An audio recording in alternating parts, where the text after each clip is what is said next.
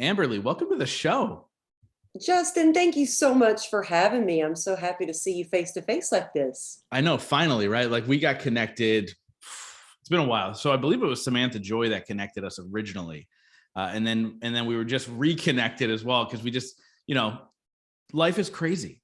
And we get introduced to all these people. And I'm just so excited to sit down with you because your story, number one, is so inspiring. You've been able to overcome so much and impact so many lives. But why don't we start with who is Amberly today?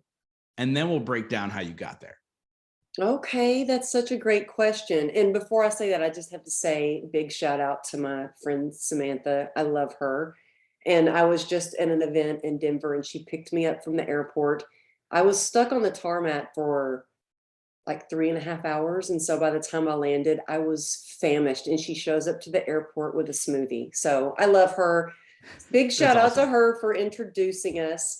And I would say I had to really kind of figure out who I was because my whole identity before was I was the provider, I was the fitness person, I was the model for magazines for fitness, I was the one who was sponsored by Nike. And I had to go, well, who am I? And I think that I'm a grateful person, um, faith-filled. I think the best thing I've ever done is become a mom. And I'm really here to show others that they can thrive in life, not just survive. I did that for long enough. And if I can get through so many of the challenges that I've been through and continue to get, a lot of challenges every single day, and if I can get through those and live with pain, um, that I can build on that joy and anybody else out there can do the same. Hmm. Yeah, and obviously with your story, and we'll get into it. There was a moment in your life that changed everything in an instance, right? Before that, like you Mhm. were you were alluding to, right? You had the quote unquote perfect life, right? Obviously helping so many people, making a good living, supporting so many, in the fitness space, and then bam, one day everything changed. Talk to us a little bit about, first of all, the background a little bit, like how you were able to really kind of build what you built, and then that moment in that day that changed everything. Yeah, I had struggled for a long time trying to build up my business. I was a single mom and just really career focused, and had worked really hard to build this fitness business. So I was a trainer. I had several trainers that worked for me, and was doing things like infomercials with Body by Jake. I was doing articles for Fitness Tips and Shape magazine. They did a big like 3-page spread in Shape, and so excited and happy to be working with Nike, and especially when they gave me all the free shoes and clothes and I all that bet. kind of stuff. That was a bonus. Then finally met the man of my dreams, and when I wasn't really looking for him, and we had a baby. So I thought, man, life is good. I finally got my business running. I'm kind of living that California dream, doing what I want. But it was comfortable. I had pretty much the same kind of schedule every day. And I remember coming home from work one day. It was a beautiful sunny California day. I hopped on my Harley and I'm riding down Ventura Boulevard, and this SUV shoots out of a parking lot and I get T-boned and thrown about 30 feet, and I'm sliding across the asphalt, and it was like everything was in slow motion, and I was thinking, I can't believe this is happening to me.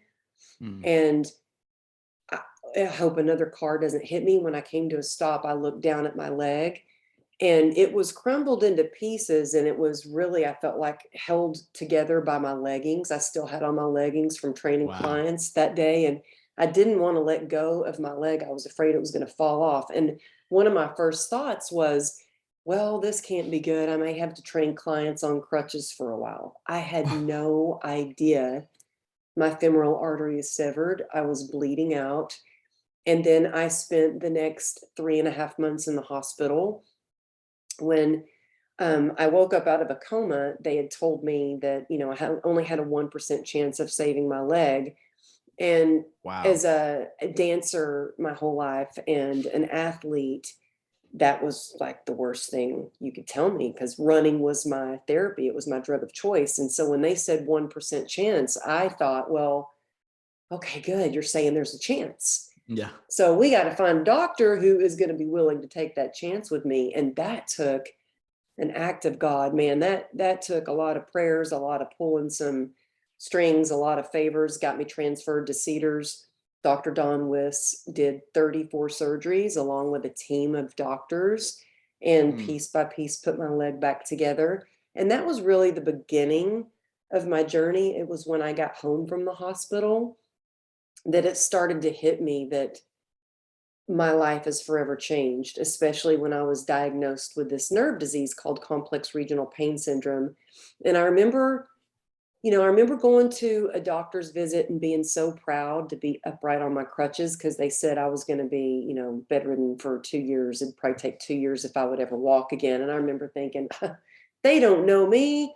Like, I'm on my crutches. I'm good. I'm going to get better. I know hard work. You just work really hard and things get better. And the pain wasn't getting better. It was getting more and more painful.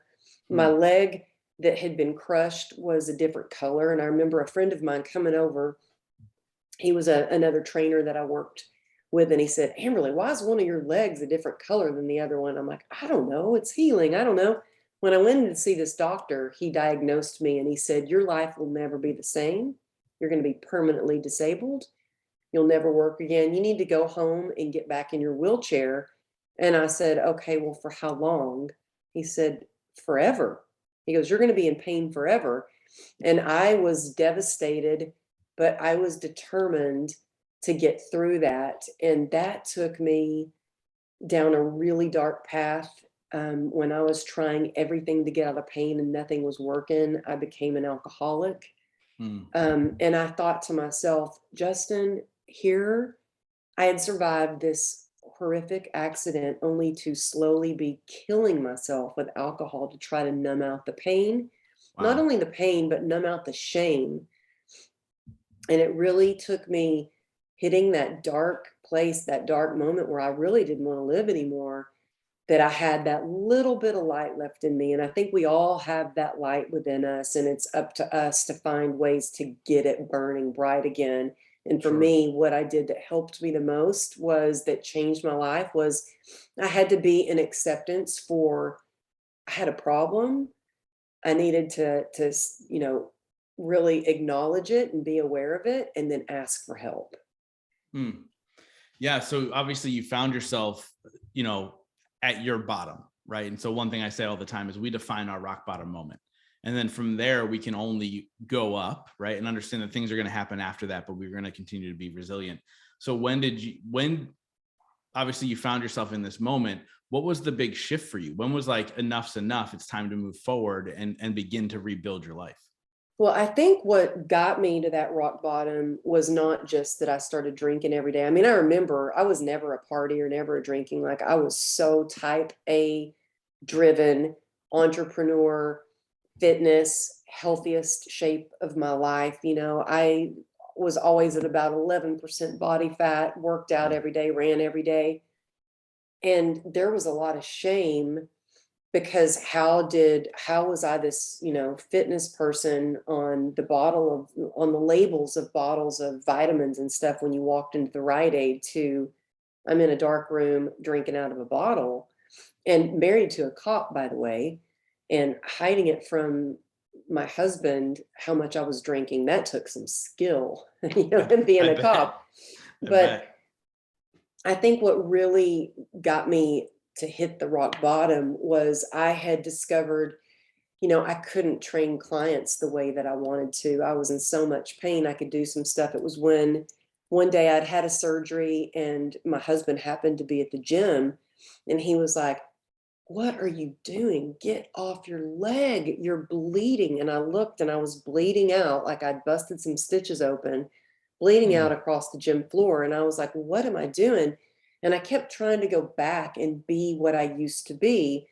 And I don't think resilience is bouncing back. I think that it is acknowledging where we are in the moment and deciding to have the courage to move forward no matter what, and choose joy and live a life of happiness and be open to new possibilities.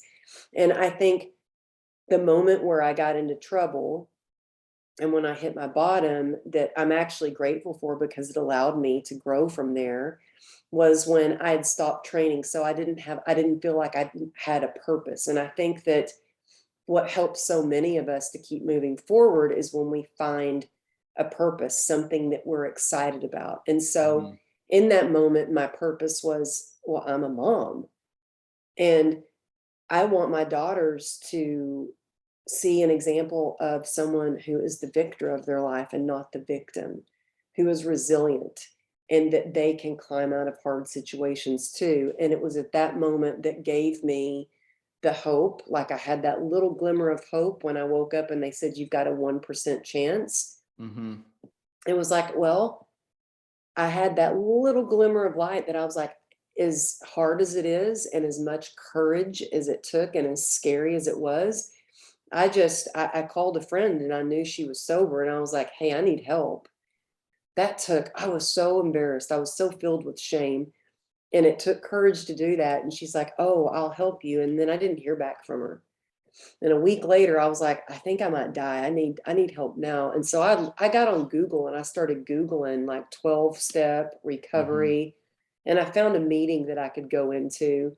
And walking into that women's meeting was so scary. I remember I had tremors because I was having withdrawal from alcohol Wow. and had to sit on my hands. And I sat in the back of the room and I sat next to a nun and in between a cowgirl. I was like in between, right in between a lady wearing a cowboy hat and a nun. And I'm like, I don't know where I am, but if a nun can be here, then maybe it's okay that I'm here too. You know, I was like Yeah. so Now, filled with shame. at this point, did your husband know at this point about the drinking, or were you still hiding it? Well, that's such a great question because he's the first person I went to. And I went to him and I said, I think I have a problem. He's like, oh, no, no, no, no. You do not have a problem. He goes, you, and I said, yeah, I think I have a problem. I think I need to go to like one of those meetings and get help. He said, no, you don't want to go around be around those people. You see, he had his idea of what somebody with an addiction looked like. He arrested Yeah. people on the streets in the gutter, drinking out of a paper bag. And that was not his idea of who he was married to. Plus, I was hiding a lot of it. You know, I was living this Mhm. double life of, trying to hold it together and pretend like everything was okay on the outside, but on the inside, I was just dying inside. And Sure. so when I told him this, I could tell he was like, oh, mortified, like, please don't do that. Please don't be an alcoholic, please. And so I thought, well, I'm going to just have to get help when he's at work. And so I went from literally hiding my drinking to hiding going to get recovery. So I was sneaking, going Wow. to meetings while my daughter was at school and my husband was at work. And I thought, I'll just get a little bit of sobriety and some recovery meetings underneath, under my belt, and then I'll go to him again and tell him how great it is. Well, he was like, where is she going about, midweek? Where is she disappearing to? And he tracked me on, he had my iPad and found me on Find Your iPhone. And he saw me leaving a church and he called me. He's like, where are you? And I said, well, I need to talk to you about something. He said, what, you want to invest more in your business or something? And I'm like, what business? I said, no, I didn't really have a successful business at this point. He's like, well, do you want to go away to some spiritual retreat? I'm like, no. He goes, are you having an affair? And I said, no, I'm going to AA. And he goes, oh, click. And so it took a while for Wow. him Sure. to come around, but it's been a long time and I've stuck to it. And it's changed my life. And I think that there's a lot of addiction out there, whether it is to alcohol or drugs or Instagram or food or shopping or speed dating or whatever it is, as a coping mechanism, especially because there's so much pain out in the world right now. And so I like to talk about it, even though it's uncomfortable for some people to hear, some people in my family to hear, even.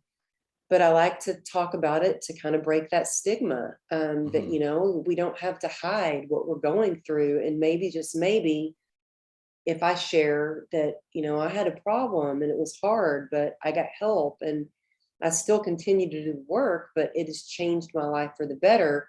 That somebody out there that's like, oh my gosh, I can't go one day without drinking. I keep promising myself that I'm not going to do it. And, 4 o'clock, 5 o'clock rolls around and I'm doing it again.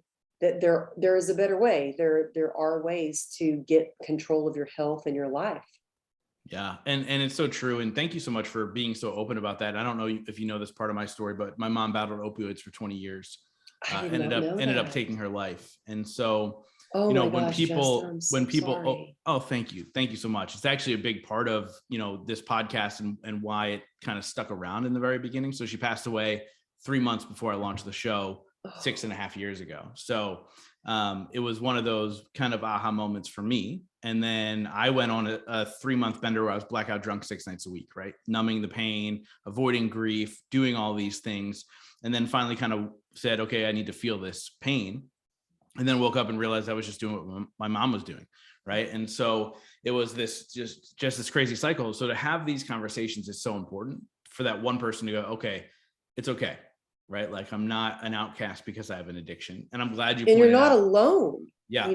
I felt so alone in my struggle, and I felt like no one was going to understand what I was going through. And the opioid crisis, the addiction is higher than it's ever been. Yeah. It's crazy, insane.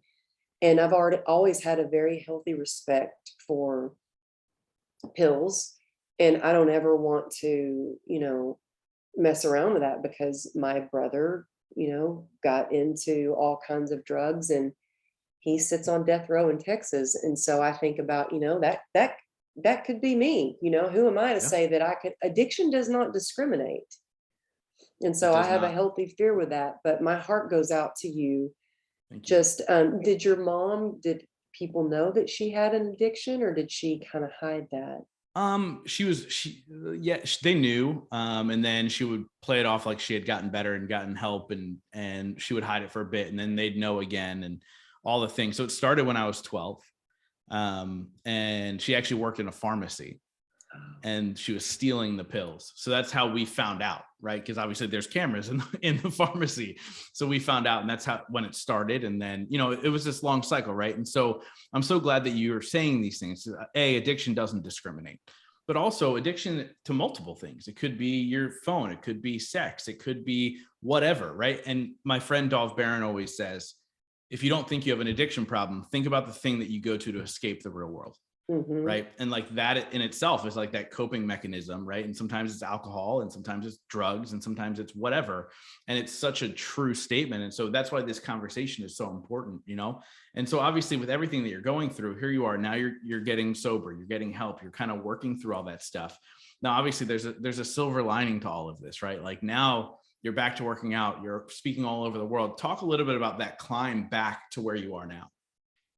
Well, it a lot of people come to me and they're like, "Oh, how do you keep getting booked on these stages?" Before we started recording, you're like, "Oh yeah, you shared the stage with Ed," because I was admiring your background and all the people you've had on your show. And I said, "Yeah." And it took me, oh gosh, I think the first year that I got sober, I think I cried every day.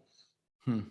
I was going to meetings. I still go to meetings. I journal. I do meditation. I'm not great at that. I'm a work in progress on Guilty. that. But working out, I was working out when I was in the hospital, but then when I got really, sick with drinking every day, I'd stopped that. So I started working out again to my full potential. I started changing the way I was eating. I started getting super focused on how much I was sleeping. And I really just dove into self development, self care, and really strengthened my connection with God.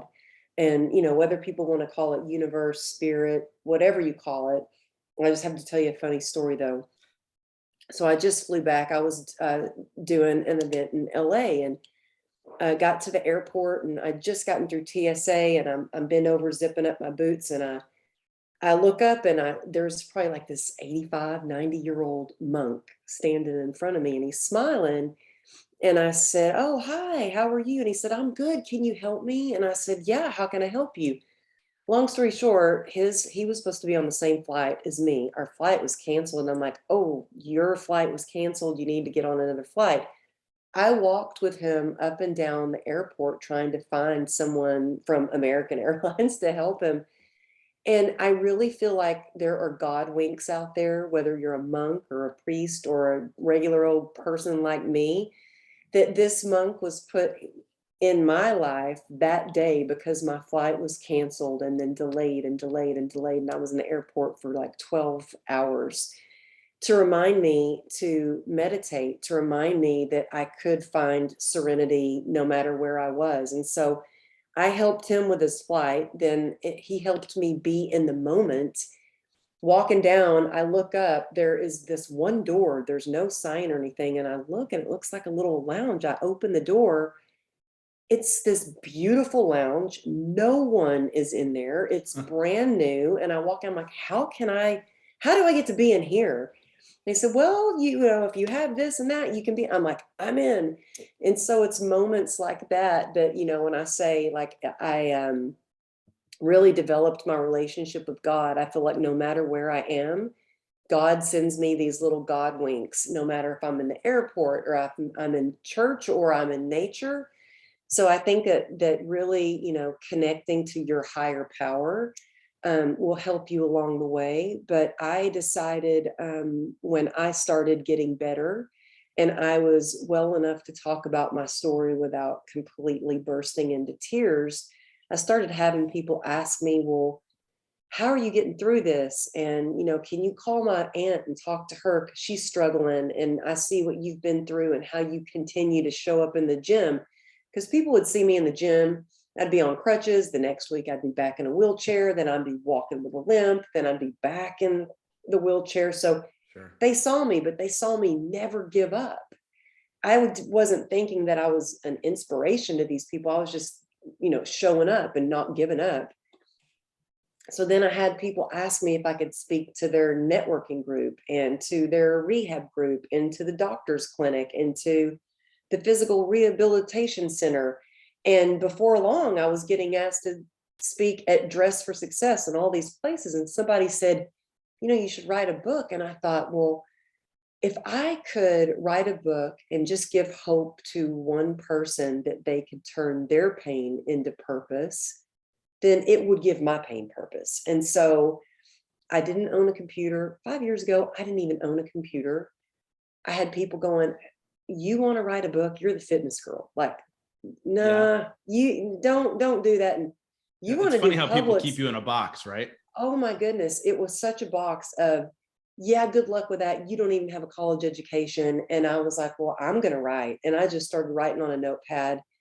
And I got asked to speak at this event for Lorna Jane, who was, you know, she's big in the fitness world. She's got her own, you know, workout line, beautiful stuff, and asked me to speak at this event. And they said the media is live and it rolls up and it's all these famous people like Daniel Laporte, like all these famous people and fitness people. And then there was me. And I had about 200 followers on Instagram. The rest of the people had like a million. And this is like 5, 6 years ago when, so that was a lot for social media, for Instagram. And so at that point, I thought, if I'm going to make an impact, I better start taking this whole social media thing seriously. And I started thinking about how I could serve, how I could add value every day. And I committed to starting to post on social media every single day when I could fit it in around the same time. Started searching up people who had, you know, similar either challenges or were doing the same things, and started building up my following and friends, I like to say, because they're truly my friends. They showed up for me at every book signing across the country. And so that's kind of how I started to just add value. I just focused on how can I add value? How can I add value? And then one thing led to another, and somebody found me on Instagram of all places and asked me to do a TED Talk. So I got my TED Talk through a DM on Instagram. And Wow. I will say that, a lot of people in my family made fun of me. My husband did not understand social media. He thought it was a waste of time. And I said, but I have this vision and I have this plan. And, here's the thing, not everybody's going to believe in your vision or your mission or your big dream that you have. And that doesn't matter. What matters is that you focus on that vision and you feed that vision with positivity, and you find other people out there who are like minded, who you can lean on if you need a little cheering along the way, but who can go, hey, yeah, you totally got that. And really seek counsel and not opinion. So seek advice from people who have already done the thing that you want to do. Yeah. And it's so true. And obviously, like, I love the fact that you were like, hey, maybe if I write this book, I can put a purpose to this pain, to help people put purpose to their pain. Often I talk about how, we go through things in life and they become open wounds, right? We're bleeding all over the place and all these things. And I always go, our wounds are for us to learn, but our scars are to teach other people. And that was your transition, going from wound to scar, right? And then going, hey, I've got something to say here. I've got something that could change your life. And then to see obviously the growth. And I think we've been connected for probably close to a year at this point. And even seeing your message over the last year on social media and everything that you're doing, it's really, really mind blowing. I think, Oh, thank I think you. about impact that people are trying to make in the world with, this podcast that does very well and everything else in between. I feel really blessed to have this opportunity, right? And as we continue to grow, so what's next for you in this journey, right? Because I know there's got to be a next. There's got to be, how do I continue to make an impact? Oh, there's a big next, bigger than, so much more than it's beyond me. And I think that's where I find my inspiration, and it fuels my motivation to keep moving forward. Is I I I love women support. I love supporting women, and I really feel like, and I don't know if you notice this or not, but I see this a lot in a lot of the events that I speak at, that there aren't a lot of powerful female speakers or motivational speakers. And I mean, sure, you've got Mel Robbins, you have people out there like, Rachel Hollis, who's making an impact, Marie Forleo, and a lot of incredible speakers. My friend Aaron King, who's one of my really good friends. But I don't see a lot of females that are out there. I want to see more that are doing, top podcast, writing books, getting on stages. And so the question I get the most is, believe it or not, how people ask me, how did you write your book? How did you start your podcast? How do you get on all these stages? And I'm like, let me open up my playbook and tell you exactly how I did it, because I want you to get from point A to point B faster. I made a lot of mistakes along the way. I can share what I did wrong so you don't have to do that. And so I have a mastermind. I had this big vision for a mastermind. So I've had it for a while. It's called Unstoppable Life Mastermind. And I'm so glad you asked this question, because it's scary doing something big or new or different. And with this one, I thought, I want to do an in-person event, like a 2-day event where I get to bring women together and you get to actually connect in person. You get to learn from incredible speakers, and then you get to take the stage and share your message, and you get your chance to shine in front of everyone. So I had this vision, and I'm telling you, things are just happening where the right people are coming along. One of my friends, who is a mentor to me, his name's Bedros Keulian. I love this man. Do you know Bedros? I don't know him. I know of him. He is an incredible man. He's like, yeah, Amberly, I think that's a great idea. I'll come and speak at your event. I'm like, holy cow, are you kidding me? His Yeah. speaking fee is $50,000. Okay. I'm just putting it out there. He's speaking at the event. So I had this vision of where I'm holding it. I am not kidding you, Justin. The next day, the person who I was going to contact, he's got this beautiful studio in Dallas. His name's Jeff Crilly, sends me a message. Amberly, you've been on my heart. How are you? We should connect. And I'm like, Jeff, you aren't kidding. I was just thinking about you. I'm going to see him at a studio tomorrow to book the location.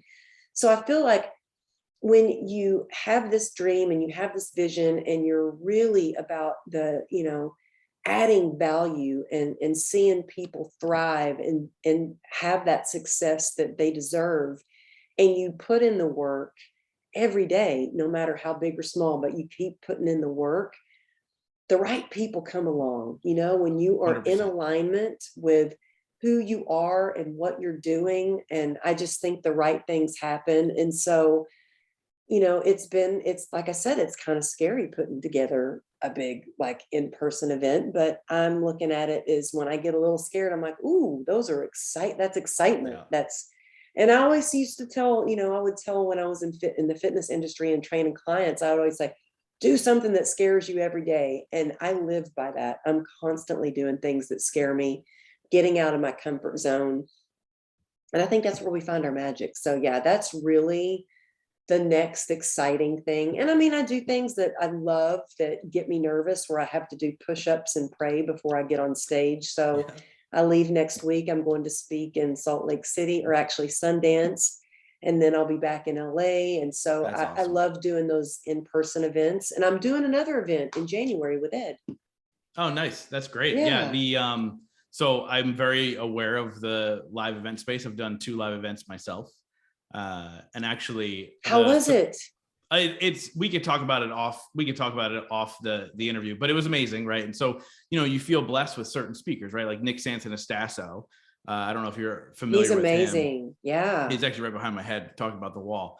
But he was the keynote in May, or one of the keynotes in May. And so him and I, that's when I just did my last event. And so him and I have become really good friends over the years, and really blessed. Talk about a keynote fee. I think he's currently 65,000, did it for free, because of friendship and building and adding value, and knowing that I'm purpose driven. Right. I also had 7 women on the stage throughout the event. So that was something that I was really focused on. That is incredible. Yeah. Thank you. Yeah.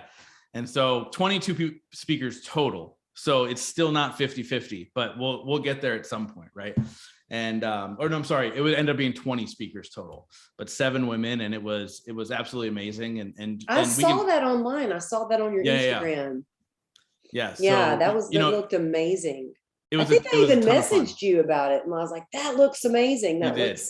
Yeah. And so I just feel, honestly, again, I feel really blessed to be able to do that and continue to pour into individuals. And that was that big, scary vision, right? The first one I did was in 2019. And then we know what happened.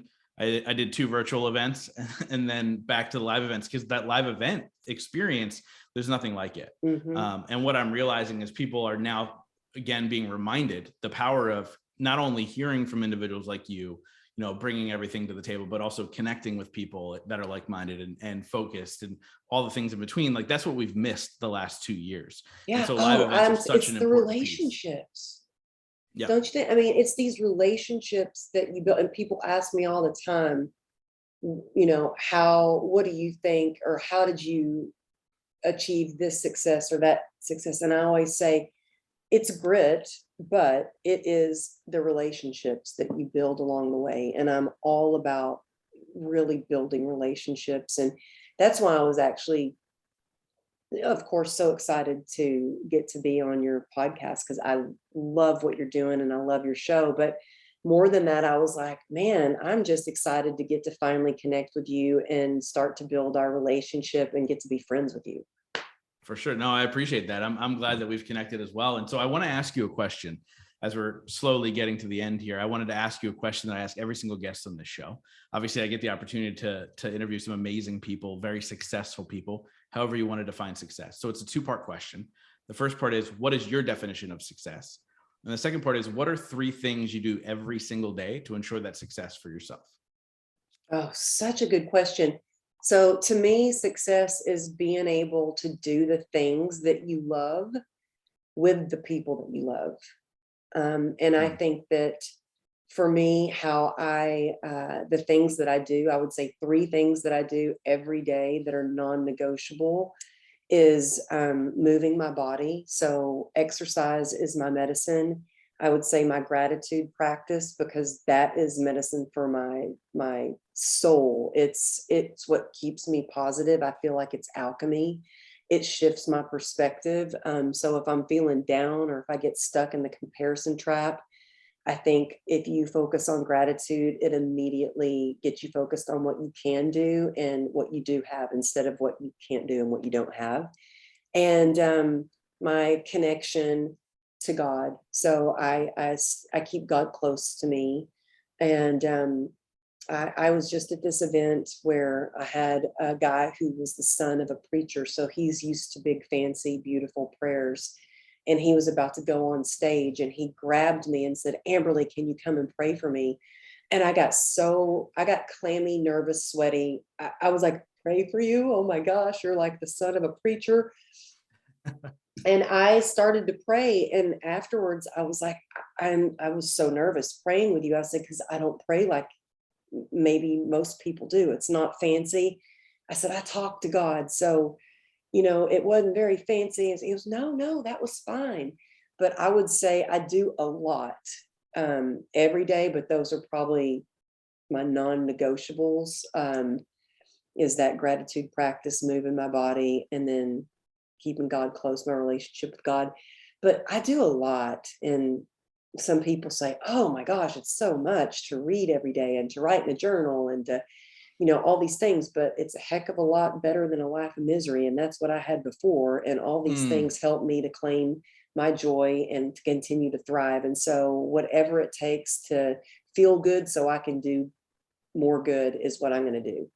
I love it. I love it. So I wrap up every single interview with the same question, but before we get there, how do people get a hold of you? Where do they get the book? What's all the good stuff? All the good stuff. You can text me at 818-214-7378. If you want a free downloadable, like it's a playbook on how to tap into your superpower resilience, just text me the word grit and it'll come to you. But that's me texting you back. Sometimes I'm a little slow. It's not like a robot. It's actually me texting you.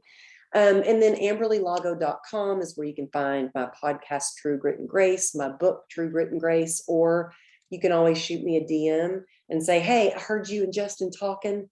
Shoot me a DM on Instagram at Amberly Lago Motivation. Better yet, take a screenshot of this and tag us so we know that you're like listening. And I always share when you tag, I share it in my story. So I just love hearing from people. So yeah, reach out to me any way I can serve you. Let me know. Awesome. Now, Amberly, like I said, I wrap up every single interview with the same question. That is, in your life, what has been your biggest moment of growth?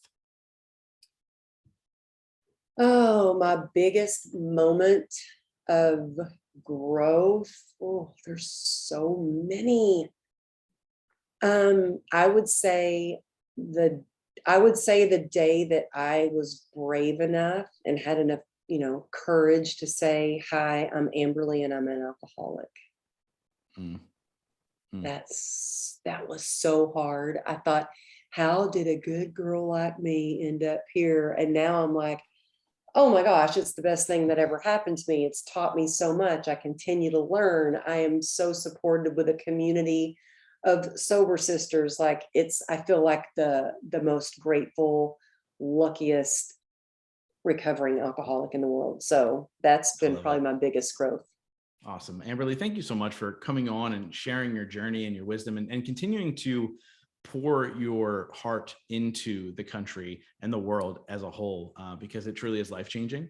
And so I think that that needs to be acknowledged more and more because of the amount of effort and energy and all the things that go into it just to make one person's life better. So thank you so much for doing that. Well, thank you. And thank you so much for having me on. I'm so honored to get to be on your incredible show. I've been a fan for a long time, so I really appreciate you. Thank you. No, thank you.